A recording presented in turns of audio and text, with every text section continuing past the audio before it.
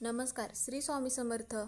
येत्या रविवारपासून म्हणजेच की पौर्णिमा झाल्यानंतर पितृपक्षाचा जो पंधरवाडा आहे तर तो चालू होणार आहे. तर पितृपक्षामध्ये आपल्याला आपले जे पूर्वज आहेत तर आपल्या घरी येतात, म्हणून मग हा जो पंधरवाडा आहे तर आपल्या पितरांची सेवा स्मरण करण्याला योग्य मानला जातो. आपल्या घरातील ज्या पण काय पितृदोष असतील ते दूर होण्यासाठी आपल्याला पितरांसाठी दररोज जी तुम्ही सकाळी चपाती म्हणा किंवा पोळी म्हणा जे बनवत असाल तर ती पहिली जी कोणती बनवणार असाल तर ती गाईला द्यायची आहे 15 दिवस दररोज.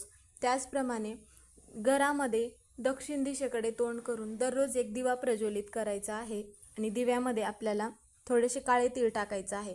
कारण की ह्या ज्या गोष्टी आहेत तर पूर्वजांना आपल्याला तृप्त करण्यासाठी करायच्या आहेत. कारण की आपले पूर्वज जर तृप्त असतील तर त्यांचा आशीर्वाद आपल्याला चांगला मिळतो आणि आपल्या घरातील पितृदोष नष्ट होतो. म्हणून मग ह्या ज्या गोष्टी आहेत तर आपल्याला पितर पंधरवाड्यामध्ये आवर्जून करायच्या आहेत. श्री स्वामी समर्थ.